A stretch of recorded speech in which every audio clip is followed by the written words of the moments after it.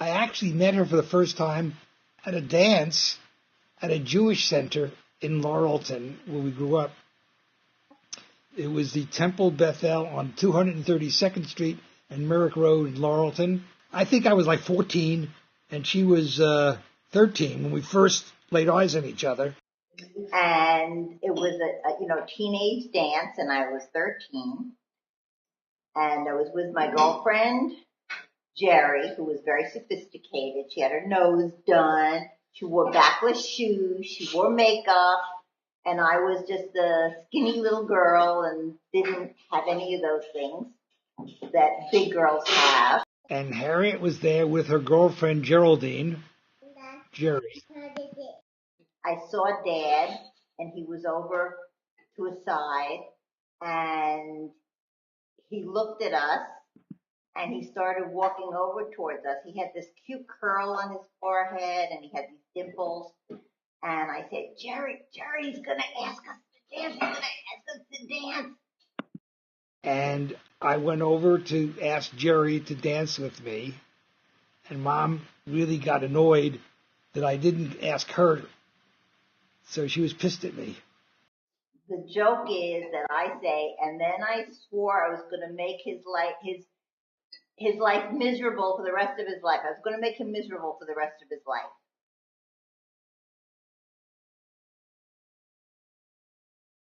She had a Sweet 16 party, so that would be in 1957, and she had it at her house, and I was invited. The entire town came to my Sweet 16. The whole world was there.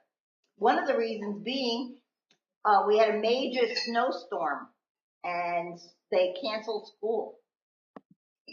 And so I had a huge, huge party. Dad came, his brother came, everybody came.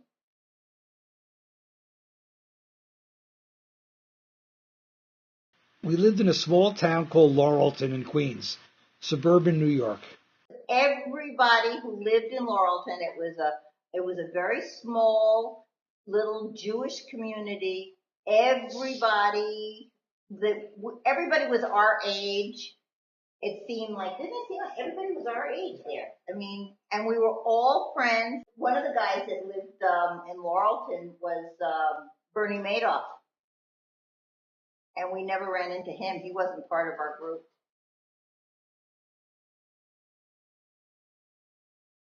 Gimbel's, there was a shopping center not far from where we lived in Laurelton. Green Acres Shopping Center in Valley Stream, New York, which is the town next door to Laurelton, New York. Every kid from Laurelton, again, worked there. I was in school, and I got a part-time job. Dad was cute, so they put him in a white coat and they put him in cosmetics. And I got the job in ladies' cosmetics.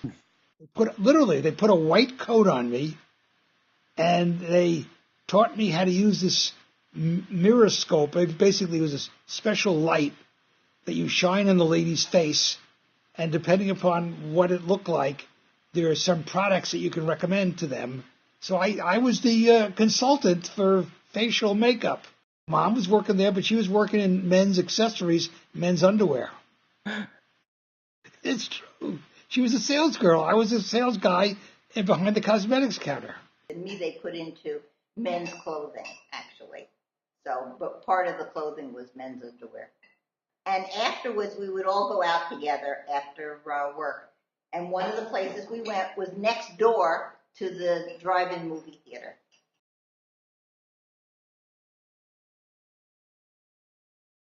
I went off to Columbia, and I was dating Mom's girlfriend, Geraldine, the one at the dance that I asked to dance. He didn't like me, but I had a car, and he didn't have a car later on in life. So that's when he started to like me, was when he saw I had a car. I was dating her girlfriend, Jerry, until Jerry moved away, and that's when I approached Harriet to date her. I dated Dad for a short time while he was at Columbia, and I was dating another guy, Mike, and I was dating some other guys, and I would go to visit them at school. I went to Cornell to visit Mike, and Dad, and Cornell was playing against Columbia, and Dad was in the marching band, and I'd see Dad there.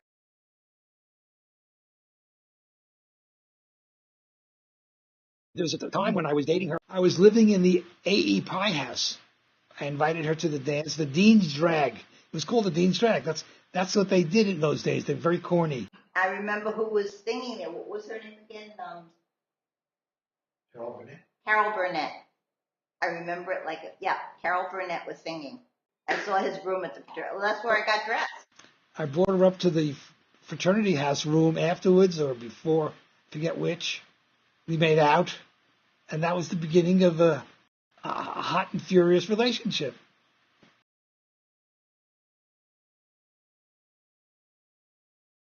Oh, I invited her to go somewhere on a date, and then I forgot what happened. I think I went out with Jerry. So she was very annoyed that I broke the date. She said, you can't leave me flat. You got to fix me up. So I fixed her up with my roommate, Herb Jacoby, who was he was a law student at the Columbia Law School. And Mom and Herb started dating because I introduced them. And then they broke up. Herb and Harriet broke up. And that's when I picked up the pieces.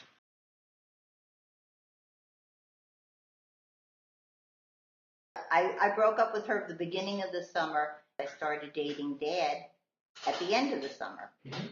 How did Dad romance you when you broke up with Herb? He didn't. He didn't. Dad was a midshipman. And every summer he would go away. And during the summer, Judy and I would spend a lot of time in Long Beach. And I'd go to all the dances and I'd meet guys and we'd all meet, people and whatnot. At the end of the summer, I had this girlfriend and I said, gee, I got a guy for you. I'll introduce you to him. And I called up Dad and I said, hey, Harold, I got this girl I want to introduce you to. That's right. And, set you up and get you a date with her. And he said, I don't want to go out with her. I want to go out with you. Right. And that was it. That's exactly what happened. Oh, now he's agreeing with me. And things went very, very, very, very quickly. That's when I went up to see him at his apartment. And that's when things connected. And it was like, lightning bolts and all this love romance stuff happened. And we decided that at that time is when we really fell in love.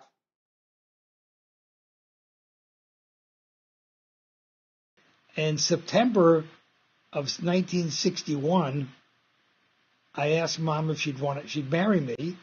We're in the car in front of my house, and we were saying goodnight, and he said he wanted to spend the rest of his life making me happy and taking care of me. And she said yes. Big discussion about getting married, discussion about me going into the Navy and what that's going to mean, the hardship of separation. He said he didn't think it was a good time to really propose because he had 4 years in the Navy. And we started to discuss it. We decided, no, it's a good time. And we were married in December. So we had a 3-month engagement from September 9th to December 9th. When we told my parents that we were engaged, my father went into our dining room. And in our dining room drawer, he had a picture of Dad from my Sweet 16 party, and he had that picture, and he said, this is the guy I had picked out for you. I got along great with Sam. He was a regular guy. He was a ham radio operator, and he's the one who got me interested in amateur radio. And he's also very good with cars. Mom had a little Renault car that she owned, and I didn't have any car.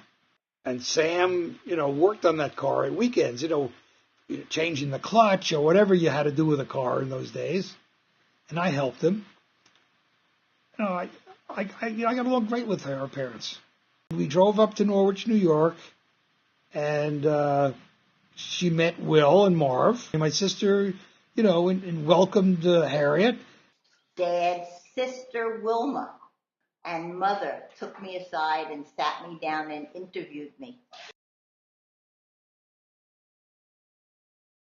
Okay, well, we were sitting in our kitchen, and my father said, "Okay, kids, would you like the money or would you like the wedding?"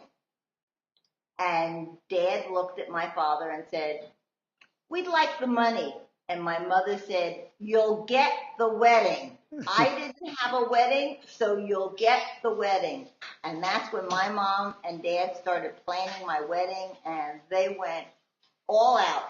The only thing that I think we did together was work on the invitation list. The alternator went on my little Renault Dauphine, and we had barely enough electricity, and it was snowing out, and we could hardly run the windshields, and we didn't have any lights. And by the time we got married, I moved out of 201 Hartley, and we moved into a fifth-floor walk-up apartment on 92nd Street between Columbus and Amsterdam. We got up to the apartment and fell down a couple of steps in the snow and carrying the cake and woke up the landlord. We had the electric blanket upside down. We were newlyweds. This is a happy time of life. We went on a ship called the MS Italia, an Italian ship. And it was a Caribbean cruise. We took the cheapest room on the ship. So we were below deck. We had double-decker bunks. I was a student. I didn't have any money. And my aunt and my mother saw us off. Harriet's aunt, Anita, tipped the waiter, the steward for the stateroom that we stayed in, to take care of us. And she must have tipped him a lot because he never left us alone. And he wouldn't leave us alone. So we would sleep in one bed, the bottom bunk, and then we'd mess up the top bunk so that no one would know we were sleeping together in the bottom bunk. During that period between December and June of '62, I was not supposed to get married. And I was forbidden for a midshipman to be married without the permission of the commanding officer. I just did it. We got married. Mm-hmm. And one of my friend enemies ratted me out to the skipper, to the commanding officer. "Yeah, Mr. Berliner, you got married." So I got called into the commanding officer's office, and "Mr. Berliner, I understand you're contrary to regulations, you're married. You got married." He says, "Let me tell you, if you confirm that this is the case, I have no choice but to dismiss you from the NROTC program and order you to immediately report as an enlisted man into the Navy. Of course, if you tell me no, then that's the end of it." I said, no. So by this time, Mom was pregnant with Debbie. When I got my commissioning in June of '62, she was already starting to show a little pot belly. His dimples and his little curl, and he always dressed really sharp dresser, really, really sharp dresser. Tweed jacket with leather patches on the elbows. Remember that jacket? I do. Yeah, still in style. He was a sharp dresser. Probably bought it at Gimbel's with his discount.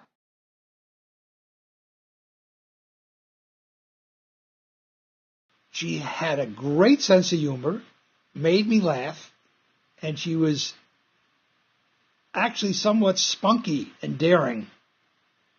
First of all, I was rather shy and timid and introspective. She is, as you know, very outgoing, makes friends easily, talks to people without effort, and this impressed the hell out of me. And, she was very pretty, a lot of fun, and that's why I was attracted to her. Don't tell me you don't know I love it.